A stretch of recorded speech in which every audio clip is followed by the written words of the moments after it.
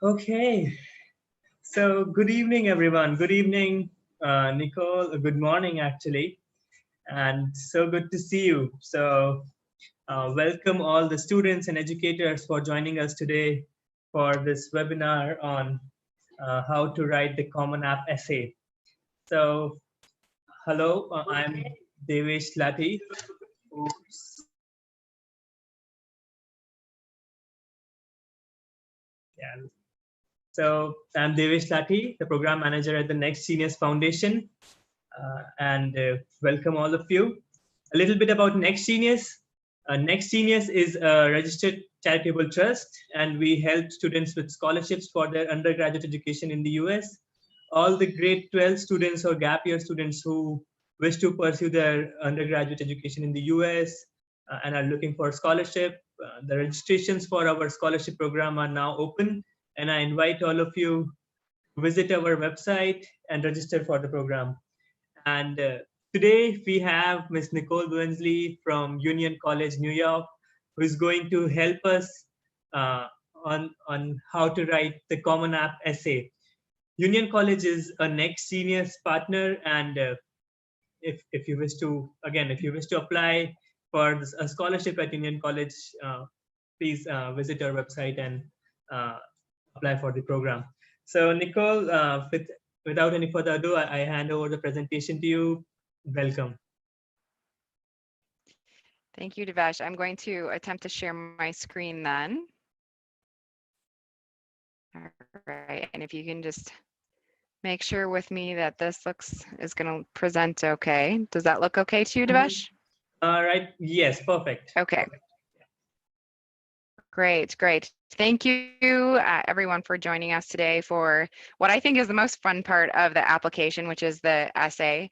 I've been working in international admissions for about 15 years now, and so I have the pleasure of reading quite a few application essays. We're going to talk through a few different writing components of the application essay today, but the first thing I wanted to talk about is something new for this year that you'll find on the Common Application, which is the COVID-19 question. And I think it's important to talk just a little bit about this first to understand what this question is about, who should answer it and who shouldn't, and sort of what should you put here. So the COVID-19 question really allows students the opportunity to add additional information to their application to express ways that they might have been deeply affected by COVID-19. Now, the one thing I would encourage students to remember when we're talking about this section is that it's a global pandemic. So unfortunately, everyone has likely been touched in some capacity by COVID-19. So this question really is a space for students who their experience sort of goes beyond the experience that many of us have had, whether it's lengthy quarantine, spotty internet with less than adequate schooling access. There are things that are pretty common, I would say, throughout the globe in terms of experience. So this really is a section for students who have had maybe above and beyond the common shared experience we all can talk about and come together in for COVID-19. So I just would like students to remember that. On the flip side, this is the space for COVID-19. So the rest of your application really should be about you. All of the other writing, whether it's essays, additional information, we'll also talk about that section. Those should be other components of you. Anything that is ever related to COVID-19 should go in this section. So we don't want your whole application to read like a COVID-19 application. So please be attentive to having things in this section and then allowing yourself to sort of refocus on your personal attributes later. The other thing that I like to mention to students is that there's an additional information section. And with the additional information section, what I want students to remember is that for additional information, it's not required It's not an extension of your resume necessarily. The additional information is a space where you feel like outside of your resume, outside of your activities in your essay, there's something that's important for us to know. So additional information could be someone who's encountered a long-term illness, and that impacted them during their 4-year time in high school, a substantial loss that perhaps really impacted them emotionally. But additional information, it could also mean that there might be something additional about change of schooling or a delay in schooling, or something that might have been spotty in your academic record. Additional information is the place where you can include that information. If there are pieces that about your academic progression in terms of a change in the curriculum that's offered, or just for students who have gone online and weren't able to access all of their curriculum, if it's something COVID-19 that's curricular based, if at all possible, we're hoping to receive that information from a school official. So those are some things that I just want to touch on before we dive into the essay topic. And I'm happy to talk a little bit more in detail about that additional information in the COVID-19 later if we have questions. So essay writing, I said it's my favorite topic to talk about, but typically when I talk to students about the thing that they're most worried about or nervous about, it is the essay. And typically this feeling of is something that I see on students' faces often when we talk about essay. So this is, I'm just gonna pause. So this movie, if you haven't seen it, it's called Spies in Disguise. I have 12-year-old kids, so they absolutely love Disney movies. If you haven't seen it, I highly recommend it. It's a fun movie, but it does, I think, give a sense of how students often feel when they think about the essay. So the first thing I want to do is to have you think about what the purpose of the essay is. And I think sometimes students sort of lack a starting point of, okay, where do I begin with the essay? Do I start with the question? Do I start with the answer? How do I begin? What's the purpose here? So one of the main purposes, or the only purpose in my mind, of the essay is really to give us a sense of who you are. So for the essay, really what I want you to focus on is the fact that we are wanting to know more about you. The essay gives us a little window into who you are. And if you are wondering what the purpose of that essay is, it really is just a chance for us to get to know you more and in more depth through your essay. So there's a couple of different ways you can go about that, but remember that it's a way to personalize your application, to tell us a little bit about your writing style, and to share some of your things listed there: ambitions, life interests, experience, personality. Okay, so there are places to start. Many people start with the common application questions. This is not my recommended place to start, I'll be honest, but I'll start with this sort of method of writing an essay first, and then maybe finish on the methods that I think are more fruitful for students. But I understand that some people really like to start with a question. And so these are, like I said, the 2021 Common Application essay questions. And what you'll see highlighted in each of these questions are meaningful, personal importance, personal growth, captivate you, your choice. These are pieces of the questions that I've popped out to remind you that when you're thinking about the question or you're approaching the essay in a way to answer a question, again, remembering that what we want to know in all of these questions is more about you, not more about a grandparent, or not more about your school team, but more about you. Not more about someone else's ideology or a paper you've written, but more about you. So when you go to a question, make sure that not only you're answering the question, but also are you answering that essential piece of the puzzle, which is to tell us a little bit more about about you. So we can talk through these a little bit more if students have questions, but often where I like to start is, how do you begin to talk about you? How do you write about who you are and reveal who you are? That can be a tricky thing as a high school student. Who am I?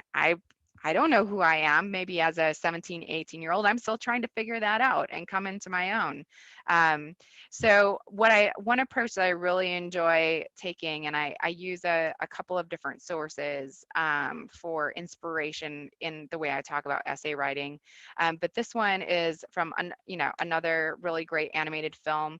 And what this sort of image shows is when you're inside someone's brain, the different personality islands that are you. So personality islands are sort of islands or clusters inside your brain that sort of hold together common important things about you. So for example, here, this young woman has family island. Her family is really important to her, and there may be memories associated with her family there. There's hockey island. She plays ice hockey. That's a big part of her. Fun island and friendship island. So she's sort of, when you look at these, this is a good sort of starting point. And sometimes in terms of your essay is, what are my islands? What are the things that are most important to me that I want to make sure that I communicate in my essay? Or do I want to pick a component, an island of me, and communicate that? Whoops. So for example, here's a good way to start with that, like to figure out what your islands are, can also be listing 21 different facts, some big, some small, but just random facts about you. And through your random facts, you can figure out what your island is that you want to focus on. Or what you can do is think a little bit about, what can I use one of these or a couple of these random facts to tell more about myself in a very unique way. So I put a couple of things in here about me that are pretty unique that I don't necessarily automatically share with everyone. But I think, I do spend a lot of time at the beach. I live near the water, and but going to the beach when there's still ice on the water and, really enjoying that experience as a northerner is pretty unique. And I think that, in conjunction with talking about the close-knit family that I have, and sort of the traditions I grew up with, could really demonstrate in an essay a little bit more about myself that's definitely unique to me. And again, it's not something that's life-changing, but it is for sure something that's specific to me and really allows people to get to know a little bit more about me, maybe the way I grew up, or a little bit about the things that are important to me.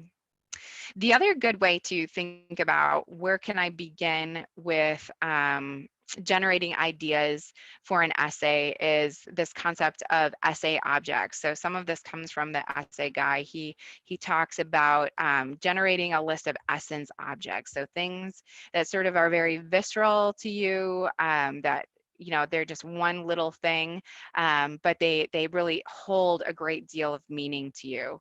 And so I've listed a couple of my essence objects here, and they look pretty, maybe some of them a little more interesting, some a little boring, but they all have stories behind them. The first, and I happen to be with my family this weekend. My grandmother, who turns 95 today, it's her birthday, she grew up with the fine art of pickling herring or pickling fish. So it's a little bit different than maybe pickles in India, but it is the style of cuisine that I grew up with, which is a more Germanic type of cuisine, is pickling fish. And I've spent long hours with my grandmother and getting to know her and the impact she's had on me. So in some ways, this is sort of in maybe a little weird way, an essence of my grandma for today. So again, thinking about the things that are meaningful for you through essence objects can be a good way to think about how you want to lace those objects into your essay to give us a little bit of sense of who you are. So the other thing you can do is, there's a few places where you can find a list of questions, right? A list of questions to generate sort of senses of yourself or ideas about yourself. And the question list that's provided here is just a smaller listing of a much lengthier project that can allow you to just answer some questions, allow you to be thoughtful and sort of reflective about who you are. Again, hopefully bringing out things that are important to you, or stories, or a particular moment that might be special, and you want to encompass that into your essay. So again, just kind of taking the time to go through and answer some of these questions, to be thoughtful about who you are and how to reflect that in an essay. The types of essays that are out there are numerous types of them that you can write. So you can tell your essay through a story, a very short story of an experience you had, a memory. You can tie together multiple components of something. So for example, if I wanted to tie together multiple components of my family, I could talk about some of my memories of growing up. So, and to sort of highlight the importance of my family, the importance of the lessons I've learned from my family.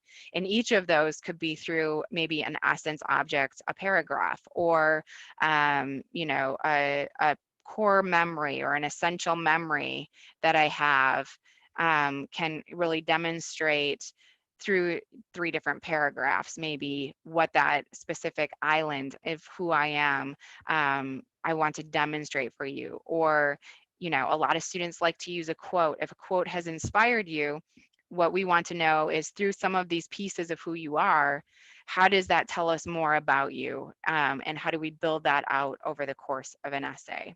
So a lot of students will choose the type of essay, which is we call a challenges essay.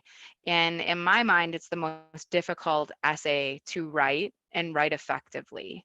The challenges essay is really, I faced a challenge, whether it's a football game, an exam, a club or organization activity, or within your community. I faced a challenge, and then I came in and I saved the day, or we won the day, and end of story. And the reason that can be very difficult is that it seems very formulaic to some extent. It's something we read often, and students, it can work really well, but it can also fail because a student has forgotten to tell us the components of them. They've only told us the components of the challenge and how they've succeeded the challenge, but they've forgotten the piece to tell us about them through the process. And so the columns that you have in front of you right now are really things to, if you're using a challenge essay, which there are lots of students who've done this really well, is to think about what the challenge is. What was the effect upon you of that challenge? So reflecting on that, what were the feelings you had? What did you have as needs, or what were the needs that arose from that experience?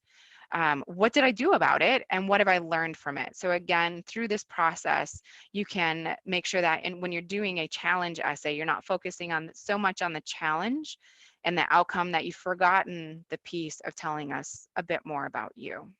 So remember, what we want to know is, what's your story? Even though you're reading those common application prompts, they're prompts only to get a way for you to get your ideas flowing in your head. What we really want to know is a way for you to tell your story. And there is an open-ended question that really allows you to tell us your story in a way that makes most sense to you, if the other common application prompts don't fit.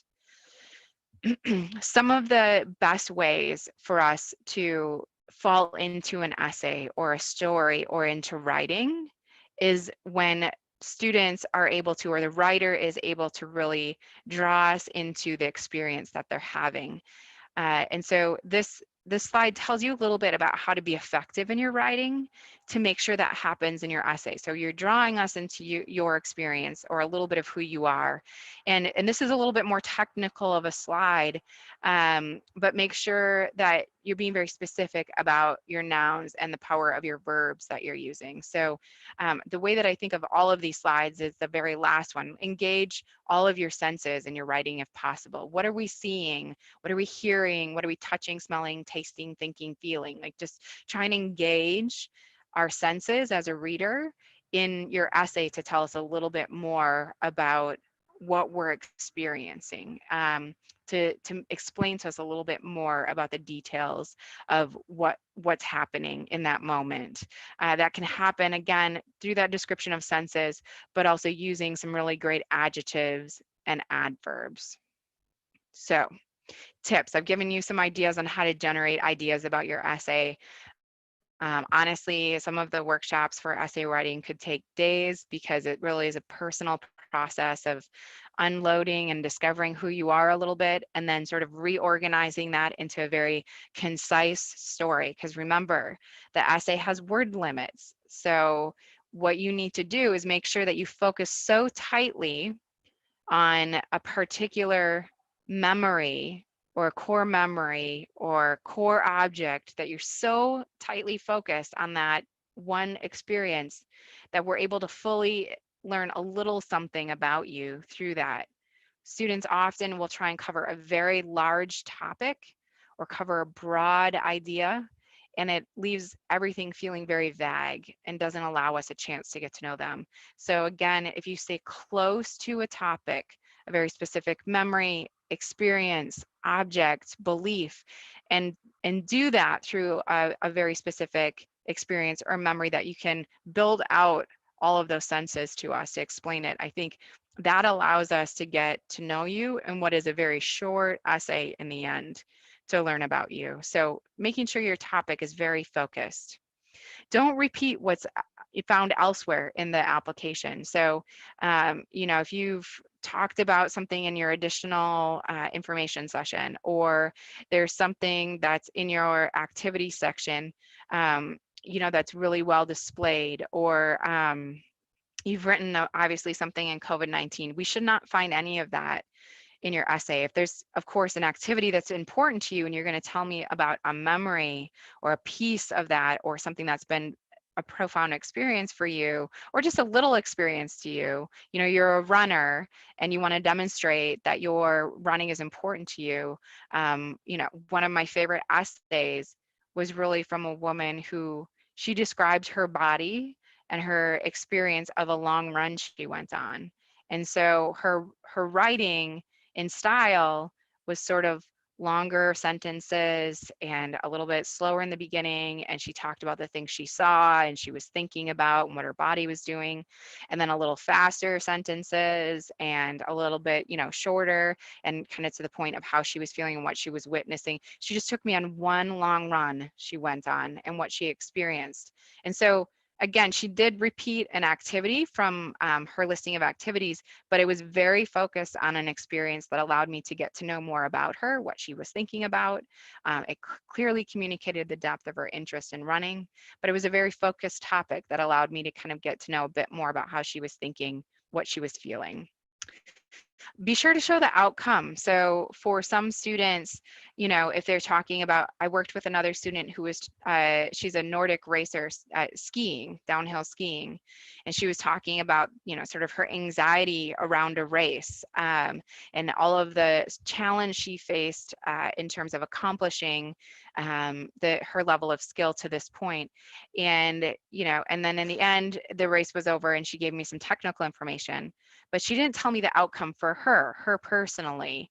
Where did she end at that point? What was that experience for her in terms of overcoming all of that anxiety that she had dealt with and the challenges? Where did she end?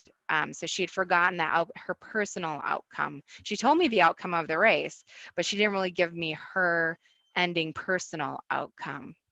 The other thing I would say is, if you are choosing a question that asks for a particular prompt, or you're applying to a college that asks you to speak to a particular question, make sure you've answered that question or addressed that prompt in the essay. Being authentic, we've talked about a lot of ways here to get to your authentic self, in terms of opportunities and methods to reflect on who you are. And again, they can be very small things. I love the idea of the essence objects to get to some things that feel important to you and are authentic to you because of the meaning they have behind them and your ability to communicate that. The next one, I cannot emphasize enough. Don't try to do too much in the essay. Just really be focused and don't try to accomplish too many topics. We're not asking you to build out your resume in your essay, and you should not do that. It doesn't allow us to really get to know anything about you in a much more in-depth way. It's just a rewriting of your resume, rather than a sense or a little window into who you are. So I just say be very careful with that. With the last topic, I'm focusing on proofreading. Obviously, it's spelt differently each way. Please remember to proofread, proofread, proofread. And I think, when it comes to this, one of the things I want you to do is take the time to read aloud, because one of the best ways to catch if an essay is not sounding authentic to you is to read it aloud and hear yourself saying those words. So sometimes students will get a little heavy-handed with the thesaurus, and they'll use words in their essays that when they read them aloud, it's very clear that that's not a word they would use in their everyday language. And so I want you to be attentive that the essay sounds like you. It uses words. We're not asking everyone, we're not checking your depth of vocabulary or checking to make sure you really exhausted the thesaurus. If we have to look it up, it's definitely causing a pause in the essay and not allowing us to kind of get into the moment of knowing more about you. So make sure that the words in your essay really are things that sound like you, and when you say them, they sound like you. The other thing I would say about that is when you read aloud, you really have a sense to say, yeah, that sounds like my voice. That sounds like my story. And it allows you to kind of think about, have I listened too much to other people's feedback about what I should cover in my essay or how I should say something? I think that ability to hear yourself talking and say, yeah, that sounds like me. That sounds like how I would express myself. And then also it's the best way to catch any typos. So that proofreading part. Oftentimes, if you've said something in a way or left a word out or said a word you wouldn't, that doesn't fit grammatically, when you read it aloud, even if no one's in the room, it allows you to sort of catch some of those common spelling or grammar mistakes.